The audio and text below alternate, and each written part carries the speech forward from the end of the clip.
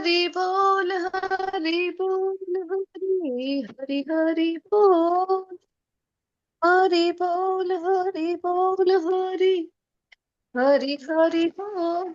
जय जय राधा रमण हरि बोल। जय जय राधा रमण हरि बोल। जय जय राधा रमण हरि बोल। जय जय राधा रमण हरि बोल। हरि बोल हरि बोल हरि हरि हरि बोल हरि बोल हरि बोल हरि हरि हरि बोल। जय जय राधा रमण हरि बोल। हरे कृष्ण माता जी। जय जय राधा रमण हरि बोल। हरे कृष्णा। हरे कृष्ण माता जी। Hare Krishna. Just a moment. Hare Krishna माता जी। हरे कृष्णा।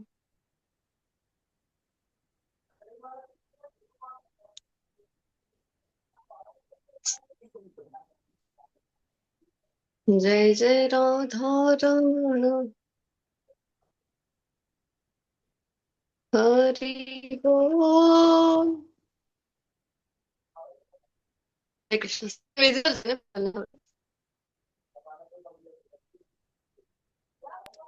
શેરિંગ થાય છે માતાજી હજી.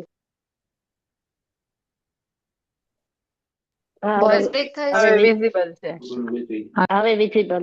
હા, સ્ક્રીન દેખાય છે ને. હા, શરૂઆત કરીએ આજના સેશનની. શ્રી શ્રી રાધા ગોવિંદ વંદન કરીએ ભગવાનના શાશ્વત ભક્તો એવા અર્જુનજી, શિલા પ્રભુપાદજી, પરમ પૂજ્ય જયપ્રતાપ સ્વામીજી મહારાજ, પરમ પૂજ્ય નામાનિષ્ઠ પ્રભુજી, બધા જ શિક્ષા ગુરુઓને વંદન કરીએ એક નિવેદન સાથે કે લેવલ 1 ના રૂપમાં આજે જ્ઞાન યજ્ઞની શરૂઆત કરી છે. બેચ 59 માં મળી રહ્યા છે અને આજે જઈ રહ્યા છે અધ્યાય 11 ની ચર્ચા કરવા. તો આ જે જ્ઞાન છે એ સારી રીતે આપણે સમજી શકાય અને જીવનમાં આપણે આત્મસાત કરી શકાય એ ભાવના સાથે પ્રાર્થનાઓ કરીશું. મંગલાચરણ.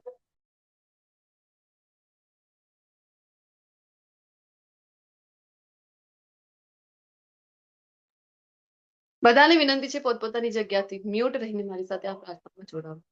ઓમ અજ્ઞાનતિમિરાન્ધસ્ય જ્ઞાનાંજનશલાકયા ચક્ષુરુન્મિલિतं येन तस्मै श्रीगुरुवे नमः. श्रीचैतन्य मनोभीष्टं स्थापितं येन भूतले स्वयं रूप कदामयं ददाति स्वपदान्तिकम्. वन्देऽहं श्रीगुरो श्रीयुतपदकमलं श्रीगुरून् वैष्णवंश्च श्रीरूपं साग्रजातं सहगण रघुनाथान्वितं तं सजीवं साद्वैतं सावधूतं हरिसहितं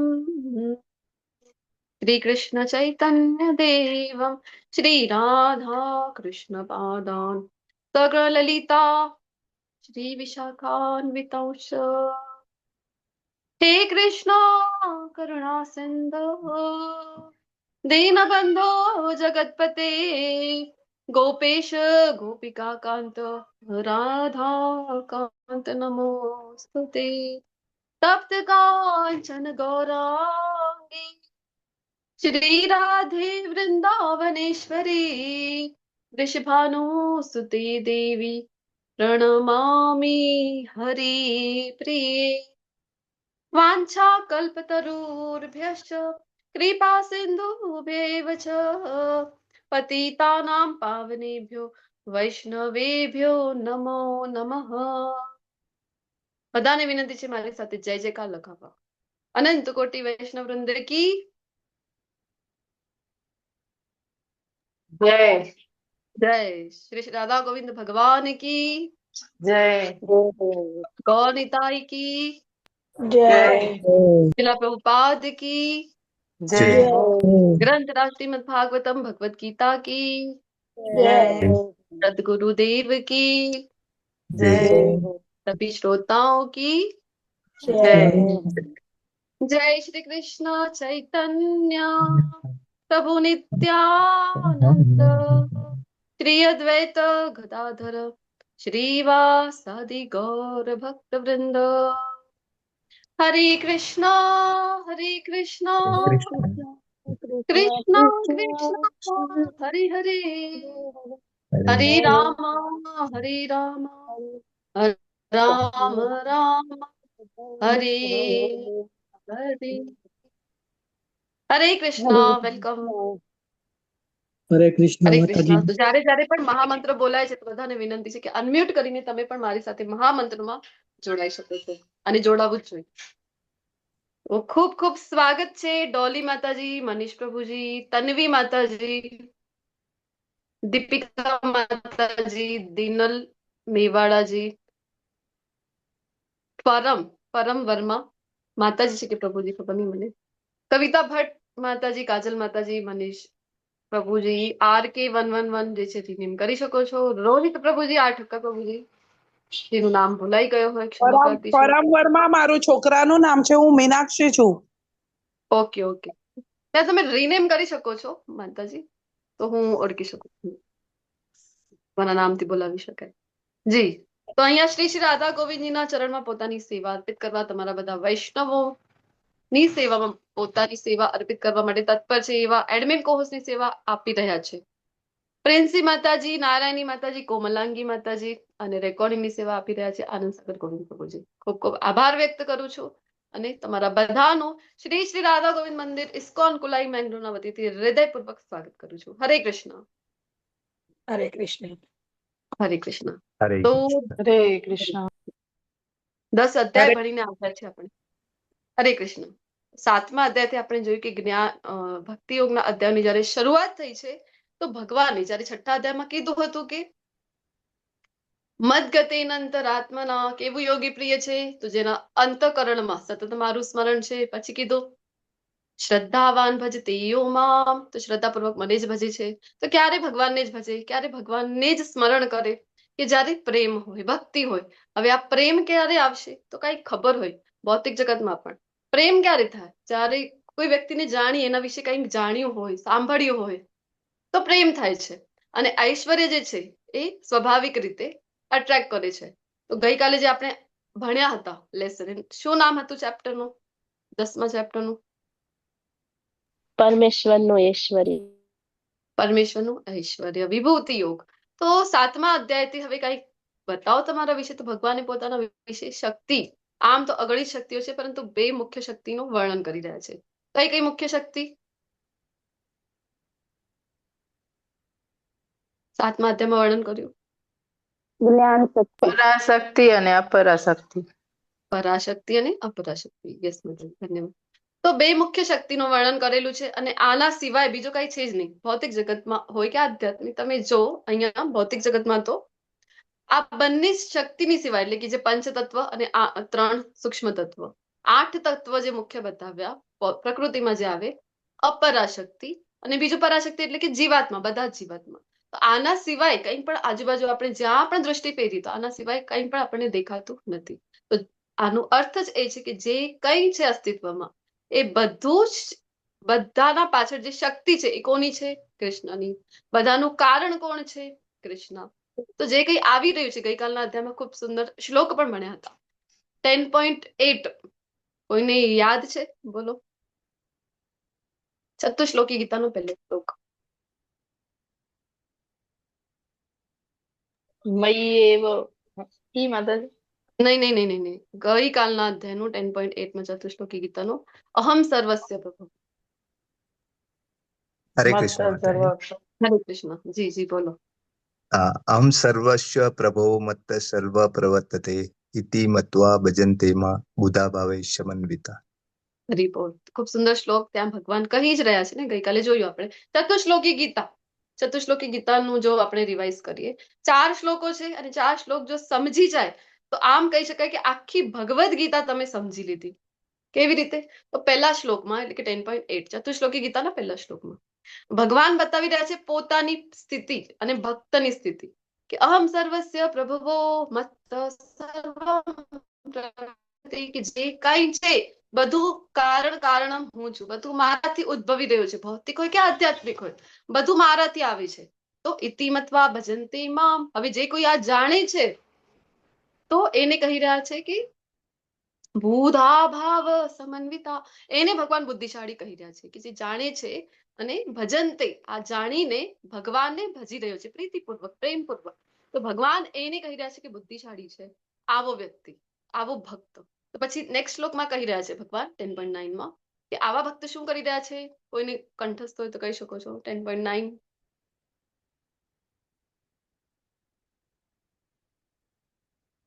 મચ્ચિત્તા મદગત પ્રાણા, જોઈન કરી શકો છો મને જેને આવડે છે.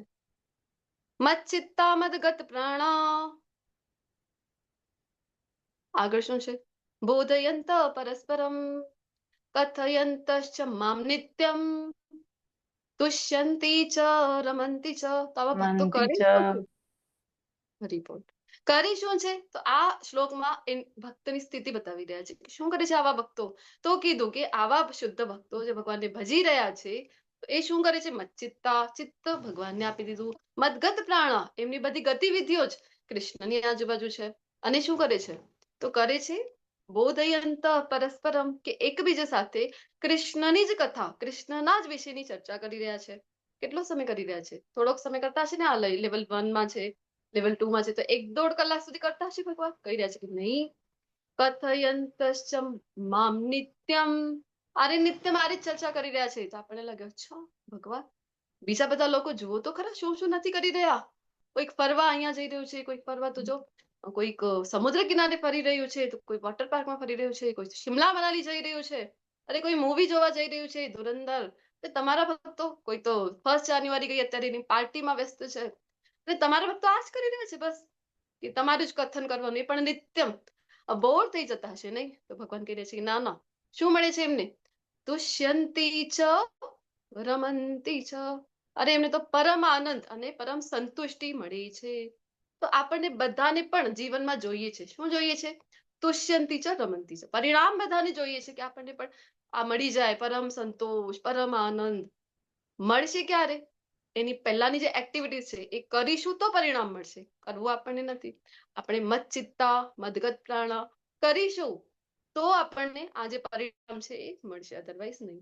તો આવા ભક્તો જો બધું જ અર્પણ, બધું કૃષ્ણની જ આજુબાજુ છે એમનું, તો અચ્છા ભગવાન તમારા ભક્તો આટલું બધું કરે છે, તમે કઈ આપો છો તમારા ભક્તને? તો નેક્સ્ટ શ્લોકમાં કીધું 10.10 શું કહી રહ્યા છે? હા આપું છું ને આવા મારા ભક્તને. શું આપું છું? તો કીધું દદામી બુદ્ધિ યોગમ તમ, અરે એને તો હું બુદ્ધિયોગ આપું છું. કેવો બુદ્ધિયોગ આપો છો ભગવાન? શેર માર્કેટમાં શું થઈ રહ્યું છે આવું કઈ જ્ઞાન આપો છો? કેવું બુદ્ધિ જ્ઞાન આપો છો? IPL માં કોણ જીતશે આવું કઈ કહી રહ્યા છે કે ના ના ના ના.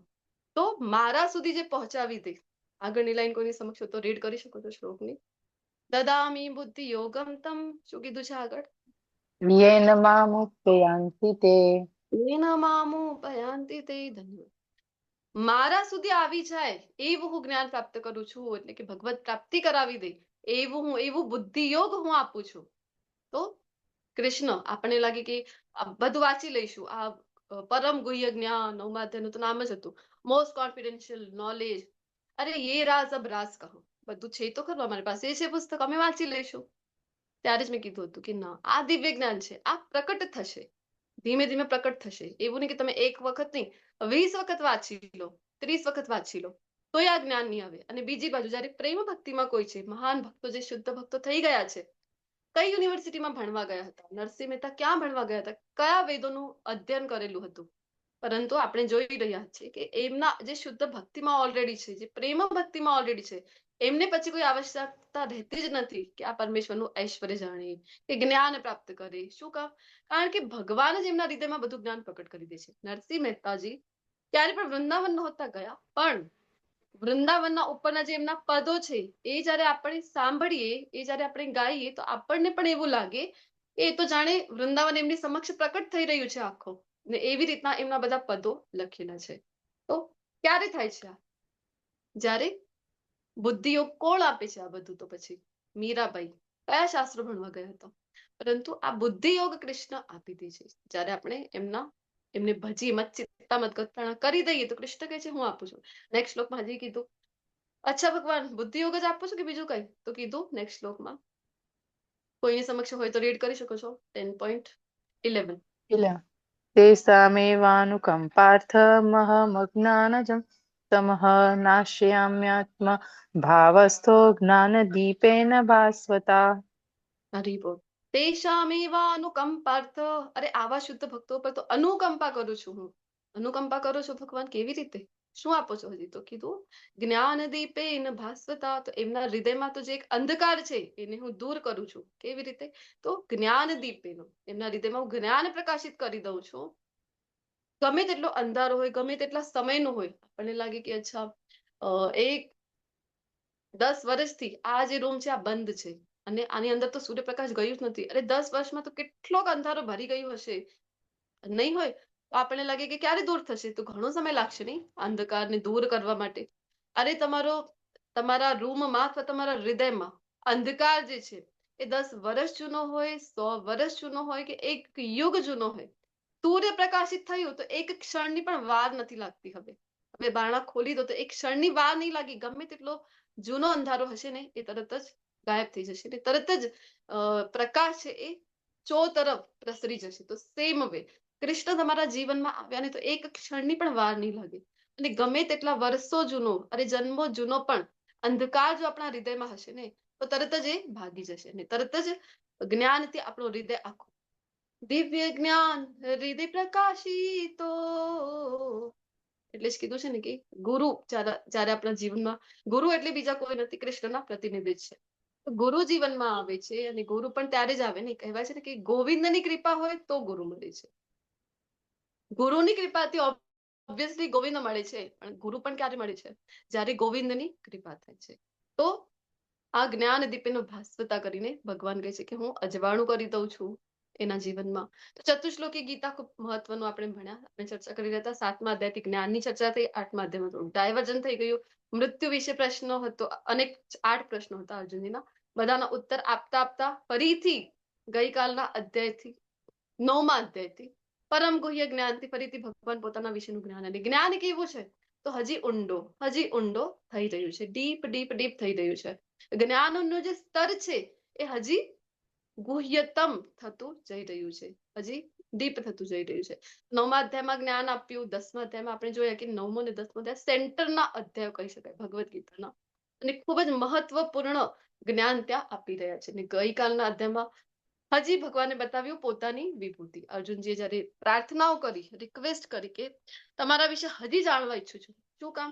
કે જેટલો જાણું છું, જેટલો સાંભળું છું ને એટલો મને હજી ને હજી આ જે રસાસ્વાદ છે, આ જે અમૃત સમાન તમારી વાણી મને લાગી રહી છે ને તમારા વિશે હું હજી વધારે ને વધારે જાણવા, સાંભળવા ઈચ્છી રહ્યો છું. સેમ એવું જ કંઈ આપણે ભાગવતમમાં પણ જોતા હોય છે. ભાગવતમમાં પણ શૌનક આદિ ઋષિ મુનિઓ છે એ પણ સુત ગોસ્વામીજીને કહે છે કે નહીં, સ્વાદુ સ્વાદુ પદે પદે, કે જેટલો સાંભળીએ એટલો હજી સાંભળવાની ઈચ્છા થઈ રહી છે. તો કેવી રીતે સમજવું કે કૃષ્ણ આપણા જીવનમાં આવી રહ્યા છે, કૃષ્ણ આપણા ઉપર કૃપા કરી રહ્યા છે? તો આ સાંભળવાની જે ઈચ્છા છે એ આપણી હજી પ્રબળ થતી જશે, હજી સાંભળવાની ઈચ્છા થશે. આપણે જે સ્તર ઉપર છે તો શું લાગે છે, અરે 1 કલાકનું ક્લાસ છે હજી કેમ નથી પત્યું, 1 કલાક 1.25 કલાક થઈ ગયું તો એ ક્લાસ નથી પત્યું હજી. આપણી આ લેવલ છે. પરંતુ કૃષ્ણ પ્રત્યે જ્યારે પ્રીતિ જાગૃત થઈ જાય છે, કૃષ્ણ પ્રત્યે પ્રેમ જાગૃત થઈ જાય છે તો હજી ને હજી સાંભળવાની ઈચ્છા થાય છે. જેમ અર્જુનજીને થઈ રહી છે, જેમ શૌનકાદી ઋષિ મુનિઓને થઈ રહી છે. તો સમજવું કે કૃષ્ણ છે એ જીવનમાં ઉતરી રહ્યા છે આપણા પર. તો બધા ઐશ્વર્ય ગઈકાલના અધ્યાયનું સૌથી મોટું જે ટેક અવે મેસેજ છે, એક તો 10.25માં શું કીધું ભગવાને? વિભૂતિમાં બધી મુખ્ય શક્તિઓનું વર્ણન કરી રહ્યા છે, અને 10.25માં શું કહે છે? ભાષ્યમાં ભૃગુ, વાણીમાં દિવ્ય ઓમકાર, ઈ વાળો માતાજી. જી સર્વ યજ્ઞ યજ્ઞમાં પવિત્ર નામનો જપ. હા, જપને સૌથી યજ્ઞાનામ જપ યજ્ઞોસ્મી. જપ યજ્ઞોસ્મી ગઈકાલે આપણે ભણી ગયા તો સૌથી મોટું ટેક હવે મેસેજ 10મા અધ્યાયનું આ છે. યુગ પ્રમાણે યજ્ઞ હોય છે અને ભગવાન કહી રહ્યા છે ભગવદ ગીતામાં કે યજ્ઞાનામ જપ યજ્ઞોસ્મી. અરે યજ્ઞોમાં તો હું પવિત્ર નામોનું જપ છું, એટલા માટે નામ જપ. અને આમ પણ આપણે જોતા હોય છે ને એ નામ જપ ઉપર બધા જ આચાર્યો કહી રહ્યા છે, ભગવાન પોતે કહી રહ્યા છે. તુલસીદાસજી પોતે પણ કહે છે ને, કલિયુગ કેવલ કલિયુગ કેવલ નામ આધારા, સુમિર સુમિર નર ઉતરે હી પારા. તો કલયુગ કેવલ નામ આધારા છે અને યજ્ઞ નામ જપ યજ્ઞોસ્મી ભગવાન પોતે કહે છે. એટલે જપ કરવો ખૂબ મહત્વપૂર્ણ છે. આના સિવાય બીજો કોઈ રસ્તો છે નહીં કે કલયુગમાં આપણે પાર કરી શકાય ભવસાગરને. બીજું એક ટેક હવે મેસેજ આ જ હતું ગઈકાલના અધ્યાયનું સૌથી મહત્વપૂર્ણ. જ્યારે પોતાના વિભૂતિઓનું આટલું બધું ચર્ચા, આટલું બધું ઐશ્વર્યની ચર્ચા થઈ રહી છે, મુખ્ય મુખ્ય શક્તિઓનું વર્ણન થઈ રહ્યું છે, તો જ્યારે આપણે પણ જ્યારે કોઈ સુંદર, કોઈ વૈભવયુક્ત, કોઈ શક્તિમાન, કોઈ ઐશ્વર્યયુક્ત વ્યક્તિને જોઈએ, વસ્તુને જોઈએ, તો કૃષ્ણ આપણને યાદ આવવા જોઈએ. શું કામ? કારણ કે જ્યારે રચના જોઈએ આપણે ત્યારે આપણને રચનાકાર યાદ આવે છે. તો એવી જ રીતે કોઈ ખૂબ સુંદર છે એને જોઈને કોણ યાદ આવવા જોઈએ કે કૃષ્ણ કેટલા સુંદર નહીં હોય. કૃષ્ણની કૃપા છે, કૃષ્ણની વિભૂતિ છે. એક અંશ માત્ર આપે કૃષ્ણ જો કોઈને, તો આટલી સુંદરતા મળી જાય છે કે વિચાર ના કરી શકાય આપણે. કે આમ આપણે કહીએ કે વિશ્વ સુંદરી છે, કોઈ ખૂબ સુંદર છે, તો એ એક અંશ માત્ર આપણે કહી શકાય કે એટલી સુંદરતા પ્રદાન કરેલી છે, તો પણ વિશ્વ સુંદરી જેટલી એ આપણને પ્રતીત થાય. વિચાર કરો કૃષ્ણ કેટલા સુંદર નહીં હોય. અને ખૂબ સુંદર એક ભાવ પણ છે ને, जिसकी रचना इतनी सुंदर वो कितना સુંદર હોગા. જી. તો જ્યારે આપણે કંઈક જોઈએ સુંદર ઐશ્વર્યયુક્ત, તો કૃષ્ણ આપણને યાદ આવવા જોઈએ. આટલી બધી વિભૂતિનું વર્ણન જ એટલે કર્યું છે કે જે કંઈ પણ તમે સમુદ્ર જોઈ રહ્યા છો તો પણ તમને કૃષ્ણ યાદ આવી જાય. બીજા લોકો જતા હોય છે, ગોવા જાય, કેરલા જતા હોય, જ્યાં સમુદ્ર કિનારે જઈ રહ્યા છે મજા કરવા, એન્જોય કરવા, આ હેતુ છે. પણ કૃષ્ણ ભક્ત જ્યાં જઈ રહ્યો છે, જેને ભગવદ ગીતા વાંચી છે, સાંભળી છે, એ જ્યારે સમુદ્ર કિનારે પણ જશે ને તો એને કૃષ્ણ યાદ આવી જશે. અરે કૃષ્ણ કહે છે કે હું સાગર છું, સાગર મારી વિભૂતિ છે. તો આની સાથે આજના અધ્યાયમાં પ્રવેશ કરીએ. તો ઘણું બધું થઈ ગયું થેરોટિકલ પાર્ટ. હવે આજે આપણે જોઈએ અર્જુનજી કેવી વિનંતી કરી રહ્યા છે. ને બધાને આપણને બધાને ભગવાન છે એ પોતાના વિરાટ રૂપના દર્શન કરાવવાના છે. અધ્યાયનું નામ જ છે વિશ્વરૂપ દર્શન અથવા તો વિરાટ સ્વરૂપ. તો કઈ ઘટના છે એને સંબોધવા માટે? કયો પ્રસંગ છે ભગવાનના જીવનનો? માટી ખાતો ઘોડામાંથી આખું બ્રહ્માંડ બતાવે છે. માટીવાળી ઘટના આપણે એના પહેલા લઈ ચુક્યા છે. તો ભગવાન મોઢામાં આખા બ્રહ્માંડનું નહીં, અનંત બ્રહ્માંડોનું દર્શન કરાવી રહ્યા છે. આપણે ત્યાં ચર્ચા કરી હતી કે એક નહીં અનેક બ્રહ્માંડો છે, એમાંથી એક બ્રહ્માંડ ઉપર ટકે છે યશોદા મૈયાની નજર. એમાં પણ એક લોક, પૃથ્વી લોક. Just a moment. પૂરા વિરાટ સ્વરૂપમાં બધાના દર્શન થઈ શકે.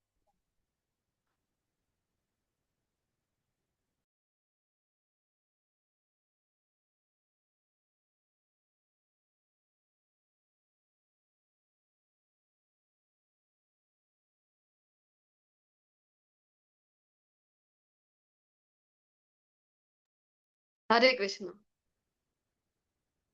અનંત બ્રહ્માંડો, એમાંથી પણ એક લોક, પૃથ્વી લોક, અને એની પણ અંદર એક દેશ છે, ત્યાં યમુના કિનારે મૈયા અને કાનો બંને બધું દર્શન કરાવીશ. તો અનંત બ્રહ્માંડો છે. અને આજના અધ્યાયમાં જયારે ભગવાન દર્શન કરાવવાના છે વિશ્વરૂપના, તો તમારા માટે એક પ્રશ્ન પહેલા જ પૂછી લો કે આની પહેલા, એટલે કે આજે કુરુક્ષેત્રમાં બતાવવાના છે, તો આની પહેલા ક્યારેક થયું છે કે વિશ્વરૂપના દર્શન? અહીંયા તો છે જ, બ્રહ્માંડોના દર્શન કરાવી રહ્યા છે, પણ હજી કોઈ ઘટના બની છે ખરી મહાભારતમાં કે વિશ્વરૂપના દર્શન કરાવ્યા? કૃષ્ણ ભગવાન શાંતિદૂત તરીકે ગયા હતા હસ્તિનાપુર, યુદ્ધ ટાળવા માટે થઈને વાત કરી હતી ત્યારે દુર્યોધનની સામે વિરાટ રૂપ બતાવ્યું. જી દાદા માતાજી, હરી બોલ. ખૂબ સુંદર. તો પાંડવોની તરફથી જયારે શાંતિદૂત બનીને ગયા ભગવાન, અને એ સમય બધા જ છે ત્યાં, બધા જ કૌરવો છે, એમની સમક્ષ આખી સભા છે હસ્તિનાપુરની, અને ત્યાં જઈને જયારે ભગવાન પ્રસ્તાવ મૂકે છે તો છેલ્લે નથી માનતો. જયારે દુર્યોધન તો ભગવાન કહે છે કે ઠીક છે, એક કામ કરી દે, તો પૂછ્યો તો નથી પાંડવોને, પણ ઠીક છે, હું કહું છું મારી તરફથી, એ મના નહીં કરે. તો બધા પાંડવો છે એ પણ તો ક્ષત્રિય છે, એક કામ કર, 5 ગામડા આપી દે 5 ભાઈઓ માટેના. તો શું કહે છે દુર્યોધન? સોયની નોક જેટલી જમીન પણ નહીં આપે, એવું કહે છે. જી જી, ધન્યવાદ નંદન. અરે હું તો સોયની અણી જેટલી પણ ભૂમિ નહીં આપું, મના કરી દે છે. અને પછી કહે છે અરે આ ગ્વાલાને બંદી બનાવી લો, અને આ તો છલિયો છે, છલિયો, એવું કહીને સૈનિકોને મોકલે છે અને બંદી બનાવવાનો પ્રયત્ન કરે છે. અને એ સમય પછી ભગવાન એક વિશ્વરૂપ બતાવે છે. ત્યાં એમ કહેવાય છે મિની વિશ્વરૂપ. ને મહાભારત સિરિયલ તમે બધાએ પણ જોઈ છે, તો જોયું છે ને? વિશ્વરૂપ દિખલા રહે विश्वम्भर भगवान, आंखें जिनके पास हो लो इनको पहचान, वो इनको पहचान. આટલું મિની વિશ્વરૂપ બતાવી રહ્યા છે તો પણ ત્યાં બધા હાજર છે. તો વિચાર કરો, સામે કૃષ્ણ, એટલે જ પહેલાના અધ્યાયમાં આપણે જોયું ને, સામે કૃષ્ણ આવીને ઊભા થઈ જશે તો પણ અભક્તો છે એ ક્યારેય નહીં ઓળખી શકે.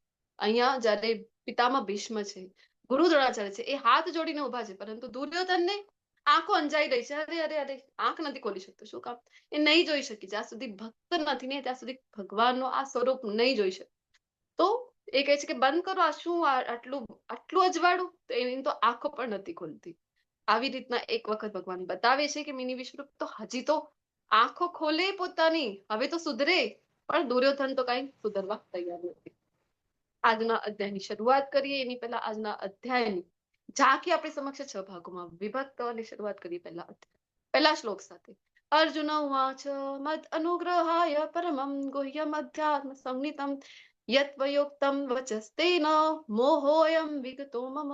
કહી રહ્યા છે કે આપે જે અત્યંત ગુહ્ય આધ્યાત્મિક જ્ઞાન ગઈકાલના અધ્યાયમાં, પરમ દિવસના ગુહ્યતમ જ્ઞાન, રહસ્યમય જ્ઞાન ભગવાન જયારે આપી રહ્યા છે તો કહે છે શ્રવણ કરીને મારો મોહ દૂર થઈ ગયો છે. તો અર્જુનજીનો તો માત્ર શ્રવણ કરવાથી જ મોહ દૂર થઈ ગયો છે. અર્જુનજીનો થઈ ગયો, આપણો થયો નથી. આગળ કહે છે કે હે કમળ નયન, તો ભગવાનની જયારે જયારે સ્તુતિ થાય, ભગવાનની જયારે જયારે વખાણ કરવા હોય, આપણને ભગવાનની જયારે જયારે પ્રશંસા કરવી હોય, એ સમયે ભગવાનના શ્રી અંગોને સરખાવવામાં આવે છે કમળ સાથે. શું કામ? કારણ કે આના કરતા, પહેલું કારણ તો આ છે કે આના કરતા વધારે સુંદર, વધારે કોમળ આપણી પાસે ભૌતિક જગતમાં બીજું કઈ છે નહીં. બીજું એ કે કમળ જે છે એ કહેવાય છે કે બ્રહ્માજીની જે સૃષ્ટિ છે, એટલે કે 84 લાખ યોનિઓ છે, આમાંથી નથી આવતું. શું કામ? કારણ કે આપણે બધા ગોલોક ચાર્ટ ભણીને આવ્યા છે ને. ગોલોક ચાર્ટમાં આપણે ભણ્યા મહાવિષ્ણુ અસંખ્ય બ્રહ્માંડોની રચના કરીને એક બ્રહ્માંડની અંદર જયારે ગર્ભોદકશાહી વિષ્ણુ પ્રવેશી રહ્યા છે ત્યારે એમની નાભી કમળમાંથી ઉત્પન્ન થઈ રહ્યા છે. કોણ? બ્રહ્માજી. બ્રહ્માજી. એનું અર્થ છે કે બ્રહ્માજીની પહેલાથી કમળ છે, એ કમળમાં ઉત્પન્ન થઈ રહ્યા છે ને, તો કમળ તો પહેલાથી છે, તો કમળ બ્રહ્માજીની સૃષ્ટિનો નથી. આ પણ એક રીઝન છે. તો આમ જયારે ભગવાનના ધામમાં, વૈકુંઠ ધામમાં દ્વારપાલોને બધાને ખબર પડે, પાર્ષદોને ક્યારે કમળ સાથે સરખાવી રહ્યા છે ભગવાનને, એમને લાગે આટલી નિમ્ન વસ્તુ સાથે. પણ આપણી પાસે ભૌતિક જગતમાં આના કરતા સુંદર, આના કરતા વધારે સુકોમળ છે નહીં. એટલે આપણે, તમે જોયું હશે કે ભગવાનના બધા જ શ્રી અંગોને ચરણ કમલ, કર કમલ, પછી નાભી કમલ એવી રીતે સંબોધવામાં આવે છે. અહીંયા કહી રહ્યા છે કમલ નયન. તો કુંતી મહારાણીની સ્તુતિ આપણને બધાને યાદ આવી જાય. જેને યાદ છે મારી સાથે જોઈન કરી શકો છો. નમ પંકજ નાભાય, નમ પંકજ માલિને, નમ પંકજ નેત્રાય, નમસ્તે પંકજાય. હરિ બોલ. તો પંકજ પંકજ પંકજ પંકજ એટલે પંકજ એટલે કમળ. કમળ કમળ કમળ ભગવાનના બધા જ શ્રી અંગોના અહીંયા વર્ણન કરી રહ્યા છે. તુલસી મહારાણી પણ કમળ સાથે સરખાવી રહ્યા છે. તો મેં આપની પાસેથી જીવ માત્રના ઉત્પત્તિ તથા લય વિશે વિસ્તારપૂર્વક સાંભળ્યું છે અને આપના અક્ષય મહિમાનો અનુભવ પણ કર્યો છે. આજના અધ્યાયમાં એવું કંઈ છે નહીં કે વધારે આપણે એક્સપ્લેનેશન થઈ શકે, તો મોસ્ટલી આપણે શ્લોકો જે છે, અનુવાદો છે, એ વાંચી જઈશું. હે પુરુષોત્તમ પરમેશ્વર, હું આપને સ્વયં આપના જણાવ્યા પ્રમાણેના આપણા વાસ્તવિક રૂપને મારી સમક્ષ જોઈ રહી છું, તેમ છતાં આપ આ દૃશ્ય જગતમાં કેવી રીતે પ્રવેશો છો? હવે ઈચ્છા વ્યક્ત કરી રહ્યા છે. શું? તો આપના આ સ્વરૂપનો હું દર્શન કરવા ઈચ્છું છું. કે તમે બધું કહી તો દીધું ગઈકાલે તમે બધું થેરોટિકલ જ્ઞાન જે છે એ બધું જ આપી દીધું, પણ ભગવાન મારી ઈચ્છા છે કે હવે હું પ્રેક્ટિકલી જોવા ઈચ્છું છું, ડેમોન્સ્ટ્રેશન એક જોવા ઈચ્છું છું કે કેવી રીતે થતું હશે આ બધું. તમે કહી તો રહ્યા છો બધું મારાથી આવે છે, બધી મારી વિભૂતિ છે, તો કેવી રીતે આ જગતમાં પ્રવેશો? ને આ બધું મને જોવાની ઈચ્છા છે ભગવાન. હે પ્રભુ, હે યોગેશ્વર. તો કૃષ્ણ યોગેશ્વર પણ છે, આવું ને કે માત્ર યોગેશ્વર જ છે, યોગેશ્વર પણ છે. જો હું આપને આપના વિશ્વરૂપના દર્શનનો અધિકારી લાગતો હું, તો અર્જુન, જે આપણે વારંવાર ભગવદ ગીતામાં સાંભળતા હોય છે કે કૃષ્ણ એ શ્રેષ્ઠ શિક્ષક છે. જ્યારે કૃષ્ણ શ્રેષ્ઠ શિક્ષક છે તો અર્જુનજી પણ શ્રેષ્ઠ શિષ્ય છે. અર્જુનજીના વર્તણૂકથી પણ આપણને ખબર પડે છે કે કેવી રીતે શ્રેષ્ઠ શિષ્ય છે. કહી રહ્યા છે કે અધિકારી લાગતો હું તો મને બતાવો. એવું નહીં આપણને તો હોય તો કોઈ પ્રશ્ન આપણના મનમાં હોય, પૂછવું હોય તો આપણે તો તરત જ મેસેજ મૂકી દઈએ પ્રશ્ન, ચલો માતાજી જવાબ આપો. માતાજી જોયું ના હોય, 1 દિવસ ગયું હોય, 2 દિવસ ગયા હોય, હજી સુધી જોયું નહીં, કાં તો બ્લુ ટિક આવી જાય તો હજી વધારે ટેન્શન, અરે જોઈને પણ મારે જવાબ ના આપ્યો, આપણને એવું થઈ જાય છે. અર્જુનજી શ્રેષ્ઠ શિષ્ય છે, પૂછે છે, કહે છે કે યોગ્ય અધિકારી લાગુ તો કૃપા કરીને આપને અનંત વિશ્વરૂપના દર્શન આપો. અર્જુનજી જાણતા હતા કે કૃષ્ણની સર્વોપરિતા વિશે, કારણ કે ગઈકાલે આપણે જોયું ને કે સ્તુતિ કરી રહ્યા છે સરસ મજાની, પરમ બ્રહ્મ પરમ ધામમ. જોયું હતું આપણે, સ્તુતિ કરી રહ્યા હતા કે તમે જ પૂર્ણ પુરુષોત્તમ છો, તમે પરમધામ છો, અરે તમે પરમ બ્રહ્મ છો. આવી રીતે તો સ્તુતિ કરી રહ્યા છે, મતલબ કે જાણે છે કે પૂર્ણ પુરુષોત્તમ પરમેશ્વર કૃષ્ણ છે, બીજું કોઈ નહીં. તો હવે શું કામ અહીંયા ઈચ્છા વ્યક્ત કરી રહ્યા છે કે વિરાટ સ્વરૂપ ડેમોન્સ્ટ્રેશનની ઈચ્છા શું કામ વ્યક્ત કરી રહ્યા છે? કાલે પણ એટલું બધું વર્ણન કર્યું તો ખરું.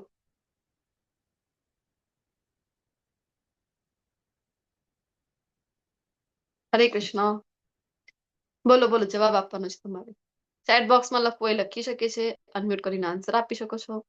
શું કામ વિશ્વરૂપ દર્શન જોવા ઈચ્છા વ્યક્ત કરી રહ્યા છે અર્જુનજી? હરે કૃષ્ણ માતાજી. હરે કૃષ્ણ. આગળ અગર કોઈ કહે કે હું ભગવાન છું, તો તેને આપણે કહી શકીએ કે તું વિરાટ રૂપ બતા, એટલા માટે. હા જી એટલે માતાજી, કોઈ ખોટી ધન્યવાદ. રીતે ભગવાન ન બની શકે. એમનું જી જ્ઞાન, ઐશ્વર્ય, શક્તિ, બળ, તેજ રૂપ ને જોવું છે એટલે એમનું સ્વરૂપ રૂપ છે. જી માતાજી. અનેક કારણ છે, આમ જોવા જઈએ તો અનેક કારણ છે, 3-4 મુખ્ય કારણ અહીંયા આપણે લેતા હોય છે, પણ ઘણા બધા કારણ તું હતા. તારો ખોટો હરે કૃષ્ણ નાશ માતાજી. થયો. બોલો બોલો. કળિયુગમાં બધા પોતાને ભગવાન માનશે એટલા માટે એમ કે આ નથી ખ્યાલ આવે કે પૂર્ણ પુરુષોત્તમ પરમેશ્વર કૃષ્ણ ભગવાન એક જ છે. જી માતાજી, જી ધન્યવાદ. કોમલાંગી માતાજી એ જ કીધું હતું, બેન્ચમાર્ક સ્થાપિત કરો. જી ચલો, શું લાગે છે? ચેટ બોક્સમાં પણ લખી શકો છો, જેને અનમ્યુટ કરવું અનુકૂળ નથી.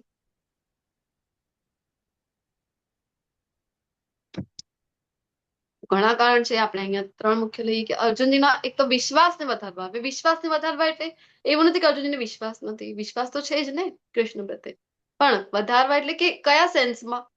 તો જો આપણો કોઈ રિલેટિવ હોય, ધારો કે કોઈ વ્યક્તિનો બાળક જે છે એ કલેક્ટર હોય, આઈએએસ ઓફિસર હોય, તો એ જ્યારે એનું સન્માન થતું હોય, પોતાના બાળકનું જ્યારે સન્માન થઈ રહ્યું છે સ્ટેજ ઉપર, અને એ જ્યારે જોઈ રહ્યું છે અને આજુબાજુ લોકો હોય એના, તો એને ખૂબ આનંદ થાય કે નહીં, અરે મારો દીકરો છે, મારો દીકરો છે. તો આજુબાજુ બધાને કહેતું હોય છે ને કે અરે જો મારો દીકરો છે, કહે છે ને. તો સેમ વે અહીંયા અર્જુનજીને આ અર્થ છે કહેવાનું કે અરે જો કોઈ કહે કે પૂર્ણ પુરુષોત્તમ પરમેશ્વર કોણ, તો અરે આ જ કૃષ્ણ, એ જે મારા મિત્ર છે, એ જે મારા ભાઈ છે, અરે એ જ પૂર્ણ પુરુષોત્તમ કૃષ્ણ છે. આ સ્થાપિત કરવા, આવી રીતે અર્જુનજીના વિશ્વાસને વધારવા. તો જે લોકો ત્યાં હાજર નથી, એક તો બધા અલગ અલગ લોકોમાં હશે, બીજી જગ્યાએ હશે, તો એ બધાના માટે એક પ્રમાણ સ્થાપિત કરવા માટે. ત્રીજો સૌથી મહત્વનો, તો ભવિષ્યમાં હવે કલયુગ આવવાનું, અને કલયુગ જ્યારે આવવાનો છે તો નવા ભગવાન આવવાના છે. 17મા અધ્યાયમાં એની ચર્ચા વિગતવાર કરીશું, શ્રદ્ધાત્રય વિભાગ્યો. તો ગમે તેને આપણે કેવું છે કે થોડુંક ઐશ્વર્ય જોઈ લઈએ ને, ગઈકાલના અધ્યાયમાં આપણે ઐશ્વર્ય જ ભણ્યા છે બધું. તો ઐશ્વર્ય ખૂબ અટ્રેક્ટ કરે છે. અને શું કામ ઐશ્વર્ય આટલું બધું ભણવું પડ્યું ગઈકાલે? કારણ કે આપણા જેવા જે નવા નવા ભક્તો છે એમને આવશ્યકતા છે કે ઐશ્વર્ય ભણવું પડે. શુદ્ધ ભક્તોને તો કોઈ આવશ્યકતા છે? અરે એમને તો જોઈતું જ નથી ઐશ્વર્ય. એમને તો એમનું ગ્વાલા રૂપમાં જે કૃષ્ણ છે એ જ એમને પ્રિય છે. કારણ કે કઈ મેળવવાની ઈચ્છા જ નથી ને, અહીંયા તો પ્રેમ છે. પણ ભવિષ્યમાં હવે જે કોઈ પણ આવી જશે અને કહે છે કે હું ભગવાન, આપણે જોતા પણ હોય છે અત્યારે જ, આ જ સમયમાં, આ જ યુગમાં, આ જ સમયમાં કેટલીક બધી જગ્યાએ લોકો પોતાને જ ભગવાન સ્થાપિત કરીને બેસી જતા હોય છે. અને એમના જ ફોટા ઘરમાં છે, એ જીવંત છે, ગુરુ કહી શકાય આપણે એમને, અથવા તો આપણે આચાર્ય, પણ આ પોતાને જ ભગવાન હવે સ્થાપિત કરી રહ્યા છે. તો તદ્દન અસુર કહી શકાય. કારણ કે કૃષ્ણમાં જે ન માને પોતાને જ ભગવાન સ્થાપિત કરે. તો આવા બધા આવવાના હતા. એ બધા માટે એક માપદંડની સ્થાપના, એક બેન્ચમાર્ક સ્થાપિત કરવા. કારણ કે હવે ગઈકાલે તો કહી તો દીધું આટલું બધું ઐશ્વર્ય, તો કોઈ કહી દેશે હું એ નદીઓમાં ગંગા છું, અરે હું દેવર્ષિઓમાં નારદ છું, હું પર્વતોમાં હિમાચલ, એ હું જ છું. આવી રીતે કોઈ પણ કહી દેશે. કહેવાની તો વાત છે, શું જાય છે કહેવામાં? પણ જો કોઈ કહી દે, આપણે પણ એની સામે કહી શકીએ. શું? એક નાનકડું એવો ડેમો થઈ જાય. કયો ડેમો? ભગવાને બતાવ્યું હતું અર્જુનજીને વિશ્વરૂપ દર્શન. તમે થોડુંક બતાવી દો ને. તો આ વાતમાં પણ ઘણા લોકો શું કહે કે અરે બતાવી તો દઉં અત્યારે જ, પણ તું જોઈ નહીં શકે.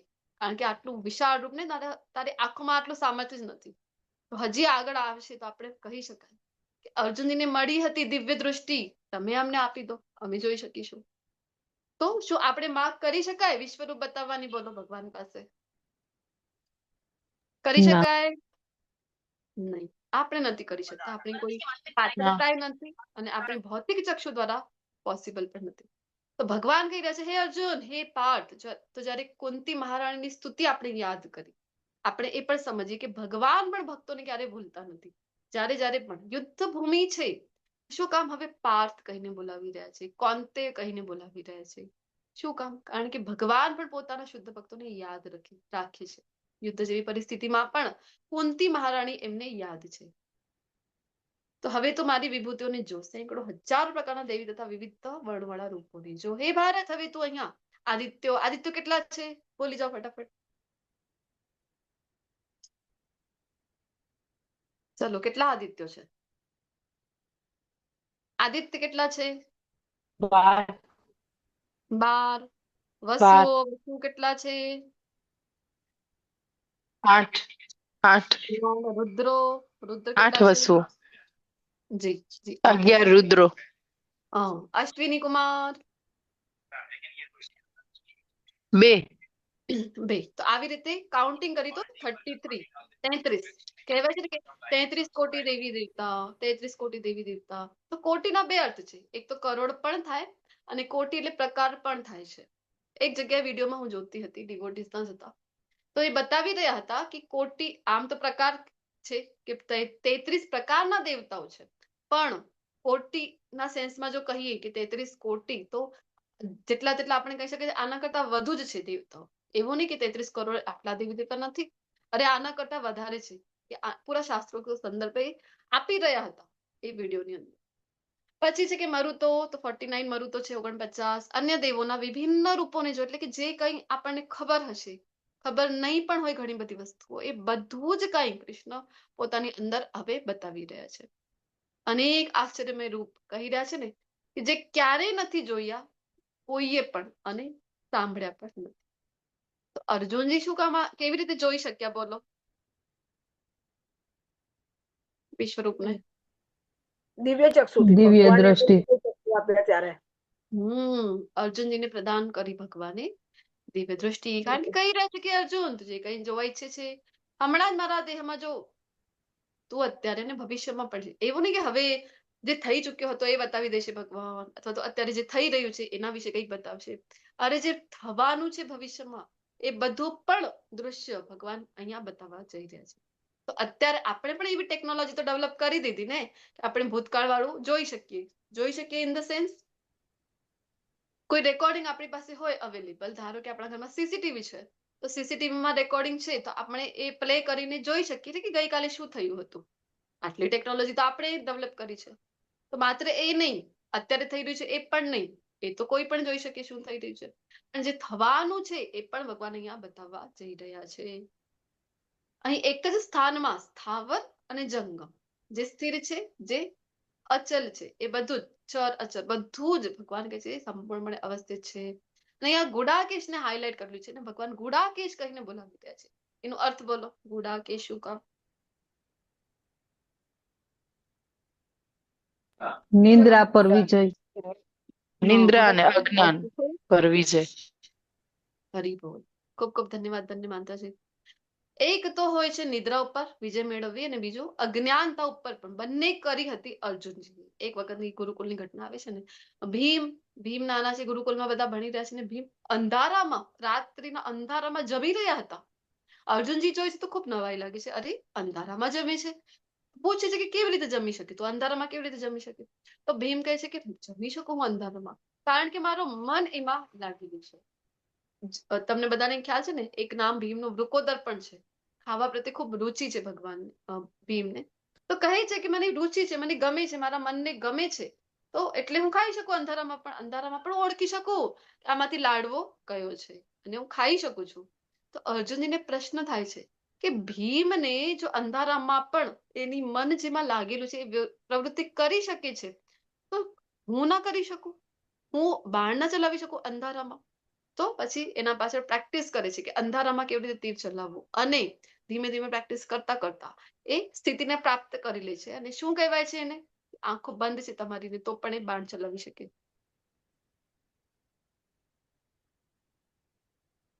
કયો બાણ? શબ્દ બાણ.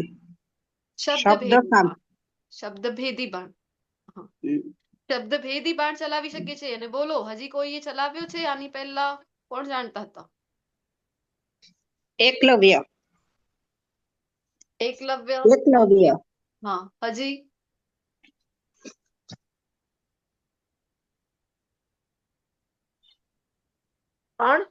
ત્રેતાયુગમાં જઈએ તો કોણ ચલાવી શકતા હતા? રામ. દશરથ રાજા. આવે છે ને એક પ્રસંગ જે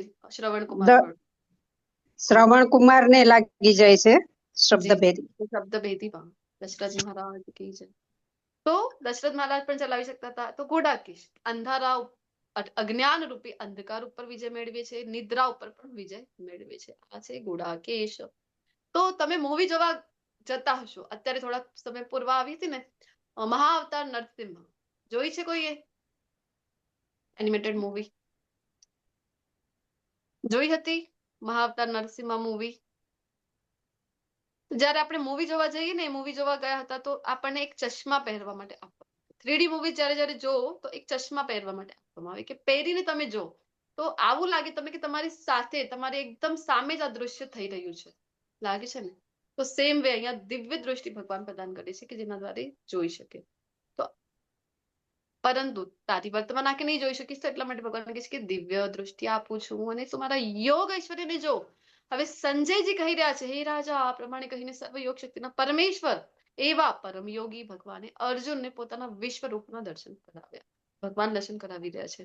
તો આ બધી જે ઘટના છે કુરુક્ષેત્રમાં થઈ રહી છે, અને સંજયજી અને ધૃતરાષ્ટ્ર ક્યાં બેઠા છે બોલો તો? રાજ્યસભામાં. કઈ રાજ્યસભા? ક્યાં છે?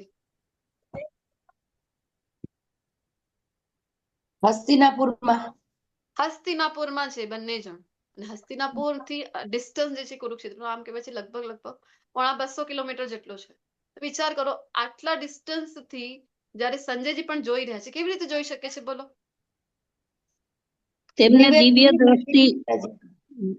દ્રષ્ટિ મળી. હા, કોના દ્વારે? દ્રોણાચાર્ય. નહીં, સંજયજીને કોણે પ્રદાન કરી દિવ્ય દૃષ્ટિ? વેદવ્યાસજી. વેદવ્યાસજી દ્વારા જયારે પ્રાપ્ત થઈ છે દિવ્ય દૃષ્ટિ, તો એ પણ જોઈ રહ્યા છે અને બધું વર્ણન કરી રહ્યા છે. તો ઓલરેડી ભયભીત છે આ બધું. પેલા તો એમને હતું ને કે યુદ્ધ જ નહીં થાય, અર્જુનજી તો વિષાદ કરે છે, પણ પછી આ બધું જયારે સાંભળી રહ્યા છે, ગઈકાલે આટલી વિભૂતિ સાંભળી તો ઠીક છે કે કહી રહ્યા છે, હવે જયારે સાંભળ્યું કે બતાવવા જઈ રહ્યા છે તો ઓલરેડી ભયભીત છે, ચિંતામાં છે, ને હજી એમનો ભય છે એ વધી રહ્યું છે ધૃતરાષ્ટ્રનું. તો ઘણા લોકોને થાય કે તમારા શાસ્ત્ર એટલે શું છે? Mythology, myth. મિથ એટલે કે ખોટા ગપગોળા છે હવામાં. આવું કઈ હોય ભલા? અહીંયા બેઠા છે ત્યાંનું જોઈ રહ્યા છે, આવું થઈ શકે? મેં કીધું ને અત્યારે આપણે જે ટેકનોલોજી ડેવલપ કરી લીધી છે એ મુજબ તો અહીંયા ઘેર બેઠા બેઠા આઈપીએલ ની મેચ જ્યાં થઈ રહી હોય ત્યાંના સ્કોર આપણે રનિંગ સ્કોર, કરંટ સ્કોર જોઈ શકીએ છીએ. પોસિબલ છે. અથવા તો તમે જગતના કયા ખૂણામાં શું થઈ રહ્યું છે, અમેરિકામાં શું થઈ રહ્યું છે એ પણ ઘેર બેઠા બેઠા જોઈ શકો છો. અને રશિયા યુક્રેનમાં યુદ્ધ ક્યાં પહોંચ્યું એ જોઈ રહ્યા છો. કેવી રીતે? How is it possible? તો જયારે ટેકનોલોજી આપણે હવે ડેવલપ કરી તો બધાને વિશ્વાસ બેસી ગયો. પણ એ સમયની વાત છે, પહેલા અંગ્રેજો હતા તો એ સમય આટલી ટેકનોલોજી નહોતી તો શું કહેતા હતા? અરે હવામાં આવું કઈ થઈ શકે? અહીંયા બેઠા બેઠા ત્યાંનું જાણી લો. બધી હવામાં વાતો છે. અત્યાર કરતા પણ એ સમયની જે ટેકનોલોજી છે ને એ ખૂબ હાયર લેવલની ટેકનોલોજી હતી. તો શાસ્ત્રોમાં બધું વર્ણન મળે છે આપણને. શાસ્ત્રોના શાણે જઈએ તો ખબર પડે વાસ્તવિકતા શું છે. અર્જુને તે વિશ્વરૂપમાં અસંખ્ય મુખ, અસંખ્ય નેત્ર, અસંખ્ય આશ્ચર્યમય દૃશ્યો જોયા. રૂપ અનેક દિવ્ય આભૂષણોથી અલંકૃત હતું. અનેક દિવ્ય શસ્ત્રોથી સજ્જ હતું. અનેક દેવી માળા છે. ખૂબ સુંદર વર્ણન આચાર્યો કરે છે કે ભગવાનની એક માળા નથી, અનેક માળા છે, અનેક વસ્ત્ર છે. તો જયારે જયારે યશોદા મૈયા લાલાનો શ્રૃંગાર કરવા માટે, સિલેક્ટ કરવા માટે જયારે ખોલતા ને બધું સંદૂક ખોલતા ને કે કયા આજે ઘરેણા પહેરાવવાના છે તો એમ કહેવાય છે કે બધા ઘરેણા જ્યાં મૂકેલા હોય બધા ઘરેણાની અંદર હોય, મનમાં આવતું હોય કે અરે, કારણ કે ભગવાનની સેવામાં જે કોઈ છે ને એ બધા એવું નહીં કે કોઈ જડ વસ્તુ છે, એ બધા ચૈતન્ય છે. તો એ બધા અંદર અંદર વિચાર કરતા હોય કે અરે મને સિલેક્ટ કરે યશોદા મૈયા, મને સિલેક્ટ કરે, મેરા નંબર કબ આયેગા, એવું એ બધાની મનમાં થતું હોય છે. અને બધા જે ઘરેણા છે એ ચમકવા લાગી છે. આમ તે ઘરેણાની આટલી કઈ ચમક નથી. જયારે કૃષ્ણ પહેરે છે તો એમની સુંદરતા વધી રહી છે, પણ તોય ચમકી ચમકીને બતાવી રહ્યા છે કે અરે મને સેવાનો અવસર આપી દો, મને સેવાનો અવસર આપી દો. તો સરસ મજાનું એવું વર્ણન મળે. તો અનેક આભૂષણો છે ભગવાનના, અનેક વસ્ત્રો છે, અનેક સુગંધી દ્રવ્યો. તો હવે આ જે કઈ બતાવી રહ્યા છે એ આપણે વાત કરીએ અત્યારે 3D મૂવીની. 3D મૂવી હોય, 5D 7D. અત્યારે તો જે આપણને મોલમાં તમે ગયા હશો તો ખબર હશે તમને 7D મૂવીઝ હોય છે કે તમે એક રોલર કોસ્ટર તમારી સમક્ષ પ્લે થઈ રહ્યું હોય, અથવા તો સ્નો વાળી મૂવી હોય. તો કેવું છે કે એક સીટ ચેર હોય છે, એની ઉપર તમે બેઠા છો અને બધું એવું વાતાવરણ છે ને એ થિયેટરનું કે આપણને એવું અનુભૂતિ થઈ જાય બધા સેન્સ દ્વારા કે આપણને લાગે કે હું જ આ રોલર કોસ્ટર ઉપર બેઠી ગઈ છું, હું જ બેસી છું. કારણ કે રોલર કોસ્ટર જયારે નીચે જઈ રહ્યું છે અને પાણી ઉડી રહ્યું છે રોલર કોસ્ટર ઉપર, આપણી પણ આજુબાજુ પાણીના છાંટા ફેંકવામાં આવી રહ્યા છે. અથવા તો જયારે રોલર કોસ્ટર આમ હલી રહ્યું છે આખું, તો આપણી પણ ચેરની અરેન્જમેન્ટ એવી છે કે આપણે પણ આખા આમ તેમ હલતા હોય છે. તો સ્નો વાળી મૂવી આવે તો ટેમ્પરેચર એટલો ડાઉન કરી દેવામાં આવે છે, ચીલ કરી દેવામાં આવે છે. આપણને લાગે કે હું જ ત્યાં પહોંચી ગઈ, અરે સ્નોમાં સ્કેટિંગ હું જ કરી રહી છું. તો એવું 7D હોય છે. 5D 7D તો હવે આવ્યું છે, પણ વિચાર કરો આના કરતા પણ આ 7D તો કાંઈ નહીં, 10D નહીં, 100D નહીં, 1000 નહીં, અરે આમ કહી શકાય કે મિલિયન અને ટ્રિલિયન ડી જેવું જે દૃશ્ય હશે, ઇમેજિન ના કરી શકાય આપણે. તો આટલા ડાયમેન્શન્સ, આવું બધું દૃશ્ય ભગવાન અહીંયા વિરાટ રૂપમાં બતાવી રહ્યા છે. શું કામ? તો બધું જે કઈ અહીંયા એવું નહીં કે દેખાઈ રહ્યું છે, સુગંધી પણ આવી રહી છે. જે દ્રવ્યો છે ભગવાનની સુગંધી પણ આવી રહી છે. એ બધું જ આશ્ચર્યમય, તેજમય, અસીમ છે. ખબર નથી પડતી ક્યાં અંત ક્યાં અંત, સર્વવ્યાપક. આકાશમાં જો હજારો સૂર્ય, હવે અર્જુનજીને એવું લાગી રહ્યું છે કે જો કમ્પેર કેવી રીતે કરવું આ તેજને જે વિરાટ રૂપનું છે, તો કહે છે કે એક બે નહીં, એક સૂર્ય હોય તો તમને બધાને ખ્યાલ છે કે સમરના દિવસો હવે આવશે, આ સિઝન પતિની કે ઋતુ પરિવર્તન થશે ને ઉનાળામાં એક સૂર્ય છે આપણો, એની જે તેજ છે એની સમક્ષ જો તમે બપોરે 12 વાગે બહાર નીકળો તો તમને તો એવું લાગે કે આખી બળી ગયા અમે તો. અને રોડ ઉપર જો 2 વ્હીલર થી અમારી ત્યાં બહુ જ હીટ હોય છે, ટેમ્પરેચર તો બહુ ઇઝીલી 45+ થઈ જાય, 50 થતું હોય છે ઘણી વખત સમરમાં. તો આપણને 2 વ્હીલર થી જતા હોય અને બ્રેક મારી દઈને રસ્તામાં પગ મુકાઈ ગયું તો એવું લાગશે કે અરે આગમાં જ પગ મૂકી દીધું છે. એટલો સમર હીટ કરે છે. મે, એપ્રિલ, મે, જૂન બહુ ગરમી હોય છે. તો એ જ સહન ના થાય એટલું છે. વિચાર કરો એક સૂર્યનું, ઠીક છે સૂર્યમાં તેજ તો છે જ, આપણે નરી આંખે તો જોઈ ના શકીએ, ગોગલ વોગલ ચડાવી દઈએ, આખો આપણે ગ્લવ્સ પહેરી દઈએ, સનકોટ પહેરી લઈએ, ખબર નહીં શું શું આપણે કેર કરતા હોય છે એના તેજથી બચવા. તો એક સૂર્યનું જો તેજ જો એટલું હોઈ શકે તો વિચાર કરો અહીંયા કહી રહ્યા છે કે હજારો, એ પણ કદાચ, કારણ કે તેજ તો એના કરતા વધારે છે, પણ ઠીક છે કે કમ્પેર કરવું છે તો કદાચ 1000 સૂર્ય જેટલું હોઈ શકે તેજ. અને તમે વિચાર કરો જ્યારે જ્યારે તેજ છે એની સાથે સાથે તો ઉષ્મા કેટલી નહીં હોય, ગરમી કેટલી નહીં હોય. તો આ બધું જ્યારે અર્જુનજી જોઈ રહ્યા છે, આ તો ભગવાનની કૃપા હતી કે ઉષ્મા આવી રીતે કરી છે કે અર્જુનજી સહન કરીને જોઈ શકે. તો તે વખતે અર્જુને ભગવાનના વિશ્વરૂપમાં એક જ સ્થાનમાં રહેલા હજારો ભાગોમાં વિભક્ત બ્રહ્માંડના અનંત આવિર્ભાવ લખેલું છે. એવું નહીં કે એક બ્રહ્માંડ, અનંત બ્રહ્માંડ છે. તો અનંત બ્રહ્માંડોના દર્શન અર્જુનજીને થઈ રહ્યા છે. ત્યારે મૂંઝાયેલા, આશ્ચર્યચકિત તથા રોમાંચિત થયેલા અર્જુન પ્રણામ કરવા પોતાનું મસ્તક નમાવ્યું, હાથ જોડીને પરમેશ્વરની સ્તુતિ કરવા લાગ્યા. સ્તુતિ કરી રહ્યા છે અર્જુનજી. શું કહે છે? પશ્યામિ દેવાસ્તવ દેવ દેહે સર્વાંસ્તથા ભૂત વિશેષ સંગાન બ્રહ્માણમીશ કપલાસનસ્થમ ઋષિશ સર્વાનુરગાંશ દિવ્યા. હે ભગવાન કૃષ્ણ, હું આપના દેહમાં સર્વદેવોને તથા અન્ય વિવિધ જીવોને એકત્ર થયેલા જોઈ રહી છું. કમળના આસન પર વિરાજમાન બ્રહ્માજી તેમજ શિવજીને તથા સર્વ ઋષિઓને તથા દિવ્ય સર્પોને પણ જોઈ રહ્યો છું. બધું શિવજી હોય, બ્રહ્માજી હોય, ગમે તેટલા દેવી દેવતાઓ લઈ લો. આપણે જોઈને એની પહેલા આદિત્યો, વસુઓ, બધા જ જાતના દેવી દેવતાઓનું દર્શન અહીંયા ભગવાન વિરાટ રૂપમાં કરાવી રહ્યા છે. હે જગન્નાથ, તો ભગવાન જગન્નાથ કહે છે. શું કામ? કારણ કે ભગવાન કોઈ એક જગ્યાના નથી, કોઈ એક જગ્યાના સ્વામી નથી પર્ટિક્યુલર. ધારો કે સુરતના નથી, નહીં તો એમનું નામ સુરતનાથ હોય, અથવા મુંબઈના નથી, નહીં તો એમનું નામ મુંબઈનાથ હોય, અથવા તો કલકત્તાના નથી કે કલકત્તાનાથ નામ છે. નામ શું છે ભગવાનનું? જગન્નાથ. શું કામ? કારણ કે આખા જગતના એ નાથ છે. હે વિશ્વરૂપ, હું આપના દેહમાં અનેક હસ્તો, ઉદર, મુખ તથા ચક્ષુને જોઈ રહી છું. ભગવાનની એક આંખ નથી, ભગવાનની અનેક આંખો છે. ઘણા લોકોને થાય કોઈ ખોટું કામ કરે તો થાય કે કરી લો, ચલ, કોણ જોઈ છે? ભગવાન જોઈ રહ્યા છે, કારણ કે એક આંખ નથી ભગવાનની, તો અનેક આંખો છે આપની. કેવું છે? તો આ સ્વરૂપ તો કે છે સર્વત્ર વ્યાપ્ત છે, અને આની અંદર તો અંતો, મધ્ય, આદિ એ કંઈ પણ જોઈ શકતો નથી. ક્યાંથી શરૂ થાય છે, ક્યાં ખતમ, કઈ ખબર નથી પડી રહી. આપના સ્વરૂપનું દર્શન કરવું દુષ્કર છે, કારણ કે તેનું દૈદીપ્યમાન તેજ પ્રજ્વલિત અગ્નિ અથવા સૂર્યના અગાધ પ્રકાશની જેમ સર્વવ્યાપી છે. તેમ છતાં અનેક મુકુટો, ગદાઓ તથા ચક્રોથી વિભૂષિત એવા એ તેજસ્વી રૂપનું હું દર્શન કરું છું. ઘણા લોકોને થાય કે ભગવાન પાસે ચક્ર એક જ હતું ને, સુદર્શન. નહીં, અહીંયા આપેલું છે અનેક ચક્રો. ભગવાન પાસે અનેક શસ્ત્રો છે, અનેક ચક્રો છે. એવું નહીં કે એક જ ચક્ર. પછી અહીંયા ભગવાનને કહી રહ્યા છે કે તેજ કેટલું છે? તો આપણે વાત કરીએ, એક સૂર્યનું જ તેજ જો આટલું હોય તો અહીંયા તો વિચાર કરો, કહી રહ્યા છે કે હજારો સૂર્યનું જેટલું તેજ છે તો એટલી જ અગ્નિ, એટલો જ તાપ પણ હશે ને. આપ જ પરમ આદ્ય જ્ઞેય તત્વ છો. જ્ઞેય તત્વ એટલે કે જાણવા યોગ્ય, જાણવાનું ધ્યેય, કે બધું જાણીને જાણવું કોને છે? કૃષ્ણ. આપ જ સમગ્ર બ્રહ્માંડના અંતિમ આશ્રય રૂપ છો. બધાને આશ્રય કોણ આપે છે? Krishna.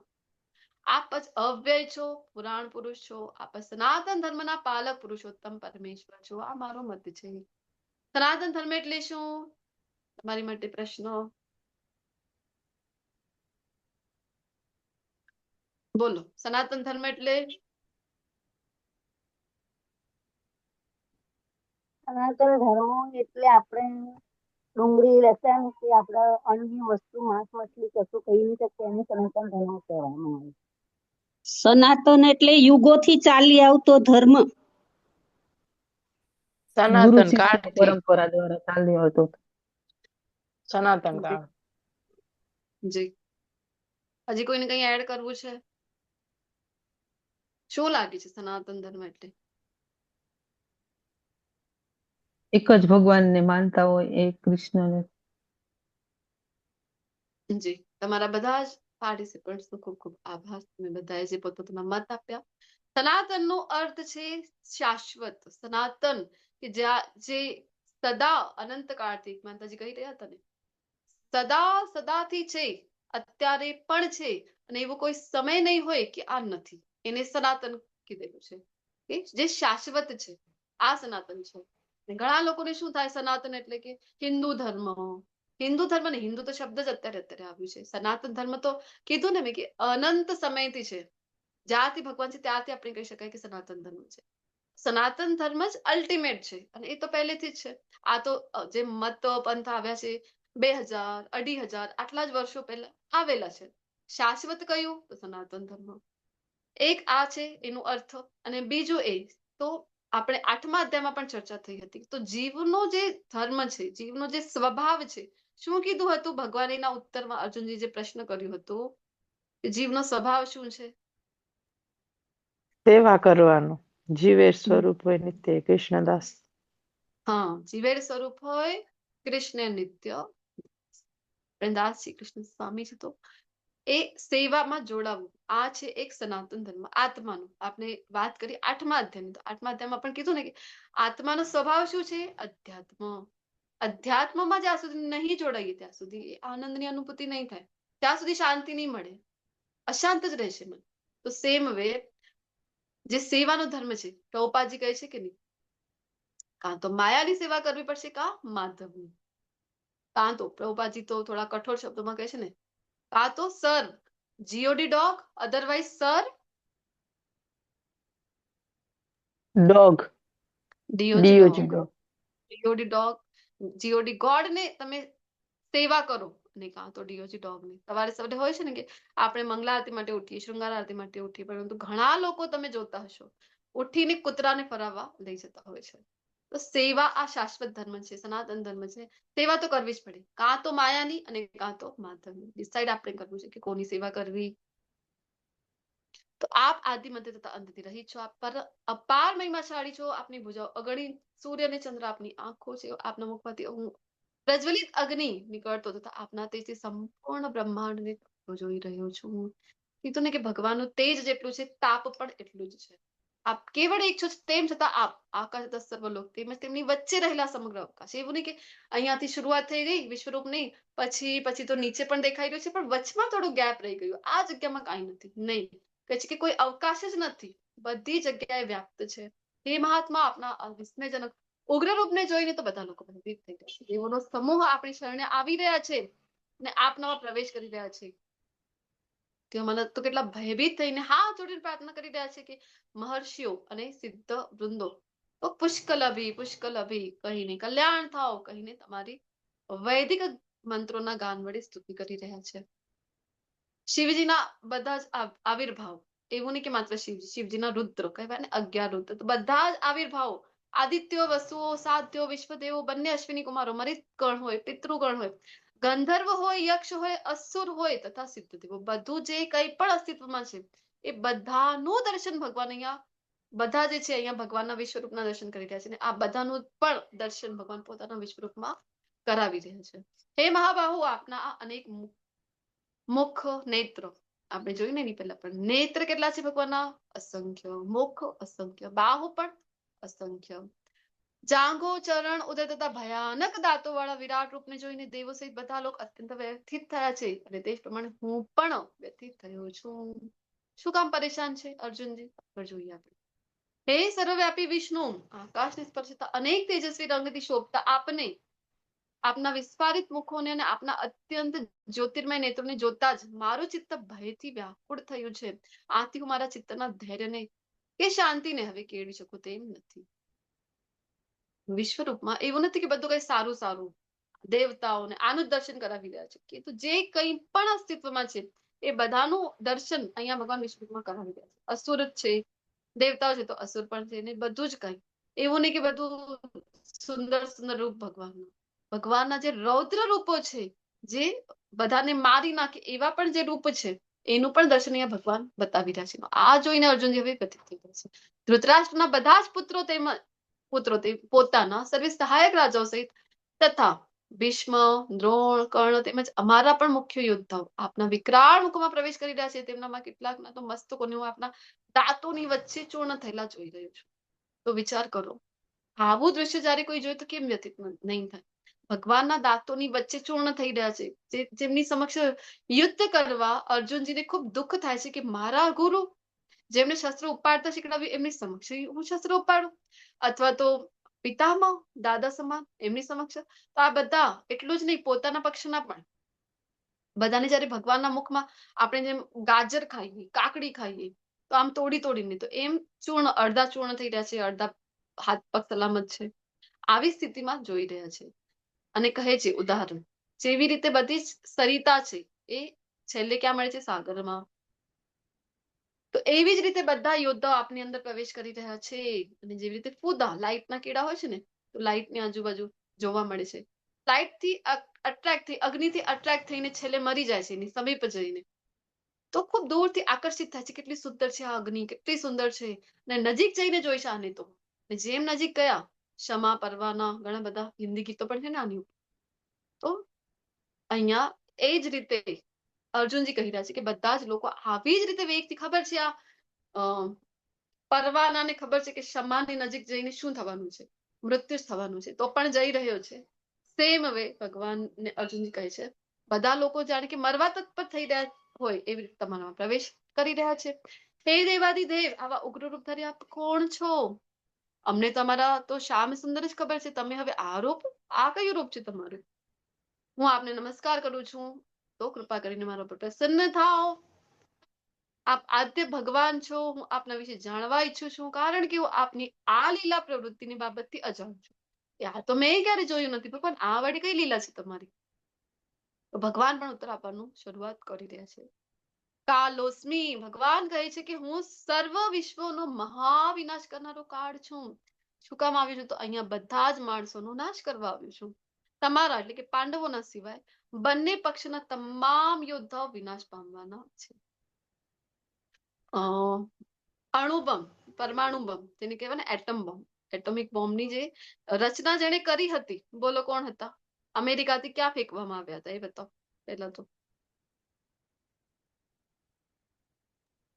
નાગાસાકીમાં. Second world war. Hiroshima, Nagasaki. જાપાનમાં, હિરોશીમા ને જાપાનમાં. અને એટલું તો વિધ્વંસ કરી નાખ્યું હતું કે અત્યાર સુધી કેટલાક વર્ષો થઈ ગયા છે, પણ અત્યારે પણ જે કહેવાય ને કે જે રીતે ડેમેજ કર્યું, જેનેટિક રીતે જે ડેમેજ કર્યું હતું એ અણુના પ્રભાવે અત્યારે પણ ત્યાંની જનરેશનમાં આપણને જોવા મળે છે, જે એનું દુષ્પરિણામ છે. તો એ સમયે જયારે કરવામાં આવ્યું, તો જે એના શોધ જેને કરી છે, કોણે કરી છે એની શોધ?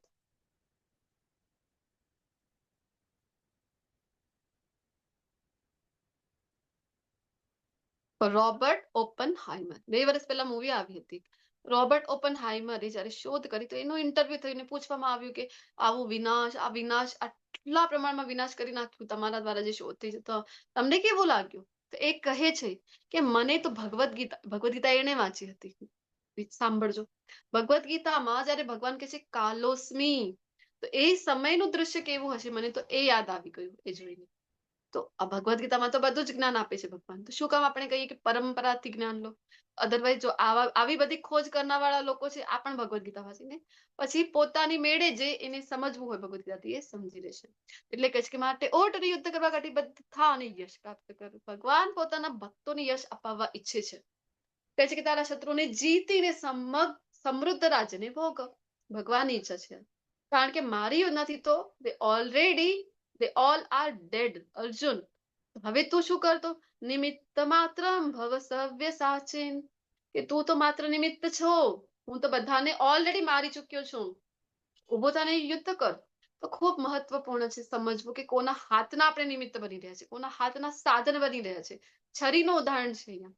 છરી એ જ છે, પણ એ છરી જો કોઈ લૂંટારાના હાથમાં હોય તો કોઈનું જાન પણ લઈ શકે છે, કોઈના પ્રાણ હરણી શકે છે. જ્યારે એ જ છરી કોઈ ડોક્ટર, કોઈ સર્જનના હાથમાં હોય તો શું કરી શકે? કોકનો જીવ બચાવી શકે. બીમારીનું નિવારણ. કોકનો જીવ, કોકના પ્રાણનું રક્ષણ પણ કરી શકે છે. છરી એ જ છે, પણ કોના હાથમાં છે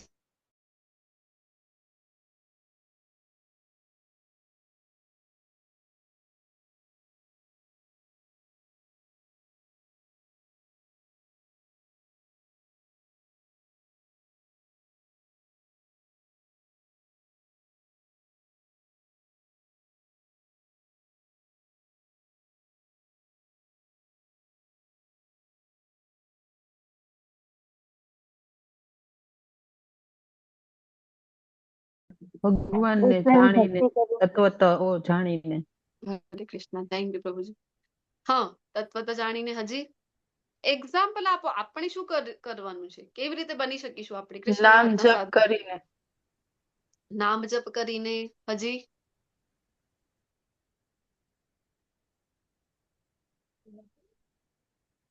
પૂજા અર્ચના કરીને. પૂજા અર્ચના કરીને. હજી ભક્તિ એના પથ આપ લખ્યું છે. અનન્ય ભક્તિ દ્વારા, અનન્ય ભક્તિના ભક્તિ જે દ્વારા. સ્ટેપ્સ છે. જી આપણે બીજા અત્યારમાં ભણ્યા હતા કે નાની નાની સેવા કરીએ તો પણ કૃષ્ણ છે એ યાદ રાખે છે. આપણે પણ નાની નાની કઈ સેવા કરીશું જે અત્યારે આજે જ પોસિબલ હોય આપણા માટે, એવી નાની નાની સેવા કરીશું તો કૃષ્ણના હાથના સાધન બની જઈશું. કૃષ્ણને ભોગ અર્પણ કરીએ, નામ જપ કરીએ, તમે બધા જેમ કહી રહ્યા છો. અથવા આપણે જેવા આપણા ઓનલાઈન વર્ગો ચાલી રહ્યા છે.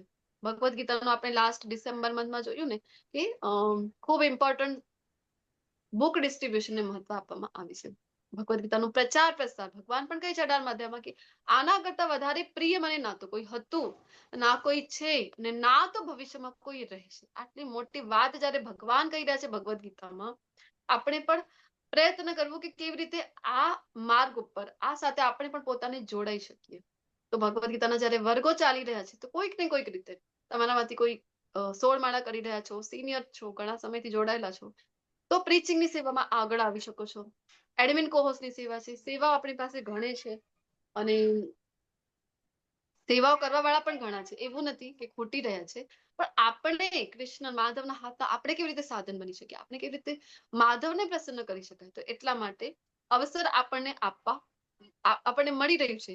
એકાદશીના દિવસે શ્લોક પઠન થતા હોય છે ટેમ્પલની મેઇન જે આપણી ચેનલ છે ત્યાં, તો એની થ્રુ પણ આપણે જોડાઈ શકીએ કે શ્લોક 700 શ્લોક છે ભગવદ્ ગીતાના, એ વાંચતા હોય છે ભક્તો છે, એક એક અધ્યાય એક એક જણ, એવી રીતે. તો નાની નાની ઘણી બધી સેવાઓ છે. કોઈક ને કોઈક સેવાઓ દ્વારા અવશ્ય આપણે પણ કૃષ્ણ સાથે પોતાને જોડાઈ દેવું જોઈએ. આપણે પણ કોઈક એવું પ્રયત્ન આપણે કઈક તો બતાવી કૃષ્ણને કે હું એ એફર્ટ કરું છું કૃષ્ણ, કોના માટે? તારી માટે, તને પ્રસન્ન કરવા માટે. તો થોડું કઈક પોતાનું એફર્ટ બતાવીએ, થોડું કઈક પ્રયત્ન બતાવીએ કે જો હું એ કઈક હાથ પગ તો હલાવું છું કૃષ્ણ. કૃપા કરવી ના કરવી, કેટલી નહીં, એ બધું કૃષ્ણના હાથમાં છે. આપણે શું કરીએ જે આપણા હાથમાં છે? મારા હાથમાં છે કે હું પ્રયત્ન કરું તો હું એ કરી શકું છું. અને બીજું કાંઈ ના થાય તો તમે બધા ઓલરેડી અત્યારે જે કરી રહ્યા છો, તમારો કિંમતી સમય જયારે અહીંયા ઇન્વેસ્ટ કરી રહ્યા છો, સેમ વે જયારે આપણા વર્ગો થશે લેવલ 1 લેવલ 2, એમાં કન્ટિન્યુ રહો, જોડાઈને રહો. શ્રીમદ ભાગવતમના વર્ગો છે, અનેક વર્ગો છે, શ્લોક પઠનના વર્ગો છે, લિંક તમને કાલે જ મળી ગઈ છે. વૈષ્ણવ ભજનના આ બધા ક્લાસમાં જોડાઈને, ભક્તિ વૃક્ષમાં જોડાઈને, અને સૌથી મહત્વનું જ્યારે આપણે નેક્સ્ટ બેચની અનાઉન્સમેન્ટ થાય છે, નેક્સ્ટ ક્લાસની અનાઉન્સમેન્ટ થાય છે, તો એની લિંક શેર કરીને, સોશિયલ મીડિયા પર પોસ્ટ કરીને, પર્સનલી તમે જેને તમારા નિયર વન ડિયર વન છે એમની સાથે શેર કરીને, આપણે પણ કૃષ્ણના હાથના સાધન બની શકીએ છીએ. માયાપતિના હાથના, માધવના હાથના સાધન બની શકીએ છીએ. દ્રોણ, ભીષ્મ, જયદ્રથ, કર્ણ તથા અન્ય મહાન યોદ્ધાઓ પહેલાથી જ મારા વડે હણાઈ ચુક્યા છે, માટે તું તેમનો વધ કર અને લેશ માત્ર પણ વ્યતીત થઈશ નહીં. માત્ર યુદ્ધ કર અને યુદ્ધમાં તું તારા શત્રુને પરાસ્ત કર. ઓલરેડી બધાને હણી ચુક્યા છે ભગવાન કહી રહ્યા છે. હવે સંજયજી ધૃતરાષ્ટ્રને કહી રહ્યા છે કે હે રાજા, પુરુષોત્તમ પરમેશ્વરના મુખેથી આ વચનો સાંભળ્યા પછી ધ્રુજી રહેલા અર્જુન તેમને હાથ જોડી વારંવાર નમસ્કાર કર્યા અને ડરતા ડરતા ભગવાન કૃષ્ણને ગદગદ કંઠે આ પ્રમાણે કહ્યું. શું કહ્યું? એ ઋષિકેશ, આપના નામના શ્રવણથી જગત હર્ષ પામે છે. અને એ રીતે પ્રત્યેક વ્યક્તિ આપના પ્રતિ અનુરક્ત થાય છે. કૃષ્ણનું નામ સાંભળવા માત્રથી, માધવનું નામ સાંભળવા માત્રથી, ગોવિંદ નામ સાંભળવા માત્રથી જ એક હર્ષ, એક ઉલ્લાસ આપણને પણ અનુભૂતિ થાય છે. તો આખા જગતને થાય છે, અર્જુનજી કહી રહ્યા છે. એ બધા અટ્રેક્ટ થઈ જાય છે કૃષ્ણના પ્રતિ. એ સિદ્ધ પુરુષો આપને સાધના નમસ્કાર કરી રહ્યા છે, પરંતુ અસુરો જે છે ને ભગવાન, એ તો ભયભીત છે અને અહીંયા ત્યાં દોડી રહ્યા છે. અને યોગ્ય જ થયું. તમને પણ ચેક કરવું હોય જો અસુર કોણ છે. તમને લાગશે આ યુગમાં થોડી છે, ત્રેતા દ્વાપરમાં. અરે નહીં, અસુર એટલે કૃષ્ણને નહીં માને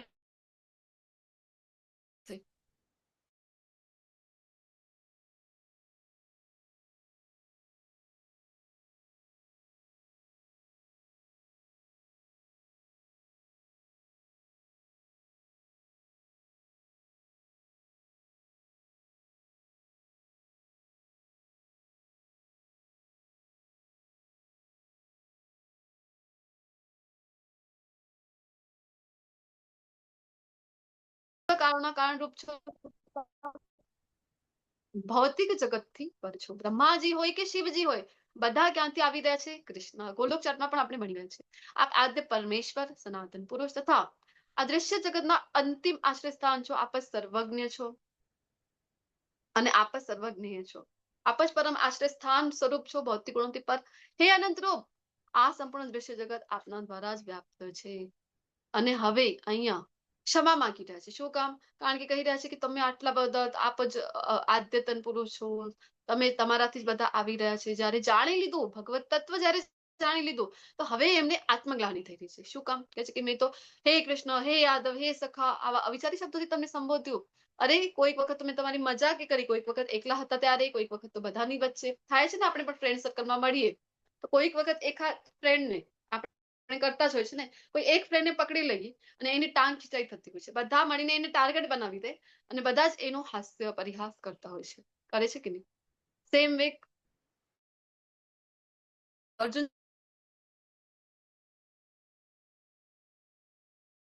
જે કંઈક મેં કર્યું, શું કામ કર્યું? કારણ કે હું તો તમારી મહિમાથી અજાણ હતો.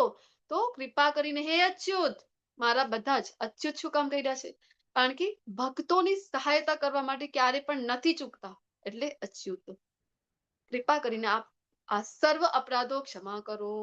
તો આમ જોવા જઈએ તો અર્જુન યોગ માયામાં છે. અર્જુનજી એટલે ક્ષમા માંગે છે. કઈ ખોટું નથી કર્યું. ભગવાને સખા રૂપમાં માની છે, સાખ્ય રૂપમાં પ્રેમ કરે છે, તો ચાલે ને. સાખ્ય રૂપમાં તો બધું ચાલે છે ને. કૃષ્ણને ગમે છે આપણે એમની સાથે જે કંઈક વર્તણૂક કરીએ, કોઈક વાર ઝઘડો કરીએ સખાની જેમ, કોઈક વાર એની આપણે વાત આપણે માની લઈએ, કોઈક વાર આપણે બનાવી લઈએ એના દ્વારા વાત. તો કૃષ્ણને તો ઉલટાનું ગમે છે, પણ અહીંયા યોગ માયામાં પડેલા છે એટલે ક્ષમા માંગી રહ્યા છે. મારા માટે અભૂતપૂર્વ એવા આપના વિશ્વરૂપના દર્શન કરીને હું તો આનંદ વિભોર થઈ ગયું છું, પરંતુ મન ભયભીત પણ છે, વિચલિત પણ છે. હે દેવેશી જગત આધાર, આપ મારી ઉપર પ્રસન્ન થાઓ અને પૂર્ણ પુરુષોત્તમ પરમેશ્વર રૂપે આપના ભગવત સ્વરૂપના પુનઃ દર્શન આપો. એક તો અહીંયા કહે છે કે અર્જુન જે આપણા માટે કોઈ પણ એક પરસ્પેક્ટિવ બાકી રાખવા નથી ઈચ્છતા કે વિશ્વરૂપના દર્શન થઈ ગયા, હવે કોઈના મનમાં ભવિષ્યમાં આ ન થાય કે અચ્છા વિશ્વરૂપ હતા, ચતુર્ભુજ તો કોઈ બીજા છે, અરે નારાયણ તો કોઈ બીજા છે. કોઈના મનમાં કોઈ સંદેહ ના રહે એટલે અર્જુનજી પ્રાર્થનાઓ કરે છે કે હવે તમે મને કયા તો વિશ્વરૂપ, હે વિશ્વરૂપ, તમે જે અત્યારે છો મારી સમક્ષ, હવે તમે તો અત્યારે 1000 ભુજાવાળા છો, પણ મને તો હવે ચતુર્ભુજ સ્વરૂપના દર્શન કરાવી દો.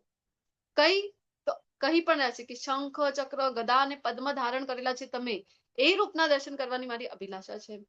તો હે કુરુવે શ્રેષ્ઠ, તારાથી પૂર્વે, ભગવાન પછી કહે છે કે તારાથી પૂર્વે તો કોઈએ પણ આ રૂપના દર્શન કર્યા ક્યારેય નથી કર્યા, કોઈ લોકમાં નથી કર્યા, અને મારા પણ કોઈ પણ અંશે ક્યારે પણ આ રૂપના દર્શન નથી કરાવ્યા. ને ક્યારે થાય આના દર્શન? તો કહે છે કે ના તો યજ્ઞ, ન તો વેદાધ્યન કરવાથી, વેદો ભણી લો તો દર્શન નહીં થાય. અચ્છા તો અમે યજ્ઞ કરી લઈએ, યજ્ઞદાન તપ? ભગવાન કહે છે ના ના ના ના, યજ્ઞદાન સત્કર્મથી પણ નહીં અને તપથી પણ નહીં થાય. તો તું તારા ભયાનક, તું મારા આ ભયાનક રૂપને જોઈને અત્યંત વ્યથિત અને મૂંઝાઈ ગયો છે. તો એક કામ કરીએ, એને આપણે સમાપ્ત કરી દઈએ. તું હવે સર્વ વ્યથામાંથી મુક્ત થઈ જા, મનને શાંત કરી દે અને તારા મનગમતા એટલે કે ચતુર્ભુજ સ્વરૂપના દર્શન હવે તું કરી શકે છે. ને સંજયજી ધૃતરાષ્ટ્રને કહી રહ્યા છે કે આ પ્રમાણે કહ્યા પછી ભગવાને સાચું ચતુર્ભુજ રૂપ એટલે કે પરમાત્મા સ્વરૂપ જે છે, શંખ ચક્ર ગદા પદ્મ વાળું, એ બતાવ્યું અને એની પાછળ દ્વિભુજ દર્શન કરાવ્યું. અને જ્યારે અર્જુને ભગવાનના મૂળ રૂપમાં દર્શન થયા એટલે કે દ્વિભુજ રૂપમાં, એ સમયે એ ભગવાનને કહે છે કે હે જનાર્દન, આપનું આ અત્યંત સુંદર મનુષ્ય સમાન, મનુષ્ય 2 હાથ વાળા હોય છે ને, આમાં તો કોઈ શંકા નથી ને આપણને, 2 જ હાથ છે, કોઈ ચતુર્ભુજ નથી, કોઈ અષ્ટભુજા નથી, 2 હાથ વાળા માનવ જેવા રૂપનું દર્શન કરીને હવે હું સ્વસ્થ ચિત્તવાળો થયો છું અને મારી મૂળ પ્રકૃતિને મેં પુનઃ પ્રાપ્ત કરી લીધી છે. પૂર્ણ પુરુષોત્તમ પરમેશ્વર હવે કહી રહ્યા છે કે હે અર્જુન, અત્યારે મારા જે રૂપના કયા રૂપ ચાલુ છે દર્શન? વિશ્વરૂપ સમાપ્ત, ચતુર્ભુજ સમાપ્ત. તો અત્યારે જે દર્શન ચાલુ છે માનવ જેવા એટલે કે દ્વિભુજ, કહે છે કે દ્વિભુજ રૂપને જે જોઈ રહ્યો છે આના દર્શન અતિ દુર્લભ છે. તો દેવો પણ આ અતિ પ્રિય રૂપના દર્શન કરવાનો અવસર સદા શોધતા રહે છે. તો આપણને થાય કે આપણે કેવી રીતે વિશ્વરૂપને જોઈ શકીશું? તો ભગવાન કહે છે કે હે અર્જુન, ભક્ત્યાત્વ અનન્યા શક્ય અહમેવ વિધો અર્જુન, કે આ મારા રૂપના મૂળ રૂપના દર્શન માત્ર અનન્ય ભક્તિ દ્વારા જ સંભવ છે, બીજો કોઈ રસ્તો છે નહીં. કે જે રૂપમાં હું અત્યારે તારી સમક્ષ ઉભો છું, અને એ જ રીતે મારું પ્રત્યક્ષ દર્શન પણ કરી શકાય છે. કેવળ આ જ રીતે તું મને મારા વિશેના જ્ઞાનના રહસ્યોને પ્રાપ્ત કરી શકીશ. કયા રસ્તેથી? ભક્ત્યાત્વ અનન્યા શક્ય, અનન્ય ભક્તિ દ્વારા જ. બીજો કોઈ માર્ગ તો કીધું નથી. હે પ્રિય અર્જુન, સકામ કર્મ માનસિક તત્વ વિતકના સંસર્ગ દોષથી દૂર રહીને, રહિત થઈને મારી શુદ્ધ ભક્તિમાં પરાયણ જે કોઈ રહે છે, જે મારા માટે જ મત કર્મ મારા માટે કરે છે, તો અને જીવનનું પરમ ધ્યેય મને જ માને છે અને જીવ માત્ર પ્રતિ મૈત્રી ભાવ રાખે છે, તે જ નક્કી મને પ્રાપ્ત કરે છે. મૈત્રી ભાવ કેવી રીતે? કે જાણે છે કે આ કૃષ્ણ ભાવનામૃતનું વિજ્ઞાન જાણે છે, પોતે જીવનમાં ઉતાર્યું, તો માત્ર પોતાના પૂરતું આ જ્ઞાનને રાખતું નથી, બીજાને પણ જ્યારે એ આ જ્ઞાન આપે છે, કૃષ્ણ વિશેનું, ભક્તિ વિશેનું જ્ઞાન આપે છે. શું કામ? કારણ કે વૈષ્ણવો એવા જ હોય છે. વૈષ્ણવો કોઈને, અર્જુનજીનું પણ આપણે જોયું કે જયારે 5 કારણો આપ્યા તો એક કરુણા હતું. તો ભક્તોને કરુણા થાય છે, કોઈને દુઃખમાં નથી જોઈ શકતા. એટલા માટે જ નરસિંહ મહેતા પણ ગાય છે. શું ગાય છે? વૈષ્ણવજન તો તેને કહીએ જે પીડ પરાઈ જાણે. તો પીડ પરાઈ જાણે છે કે પુનરપી જનનમ પુનરપી મરણમ ના થાય એનું, તો કેવી રીતે હું એને બચાવી શકું? મારી પાસે આ જ્ઞાન છે તો હું પણ એને આ જ્ઞાન આપીશ. તો આવી રીતે બચાવી શકાય છે. તો મૈત્રી ભાવ આને કીધું છે. આની સાથે 11મો અધ્યાય પૂર્ણ થાય છે. મારી વાણીને વિરામ આપું છું. તમારા બધા જ વૈષ્ણવ વૃંદોનો આભાર વ્યક્ત કરું. વાંછા કલ્પતરુભ્યશ્ચ કૃપા સિંધુભ્યેવ ચ પતિતાનાં પાવનેભ્યો વૈષ્ણવેભ્યો નમો નમઃ. હરે કૃષ્ણ કૃષ્ણ કૃષ્ણ હરે હરે, હરે રામ હરે રામ હરે રામ રામ રામ રામ હરે હરે. હરે હરે. હરે કૃષ્ણ. હરે કૃષ્ણ.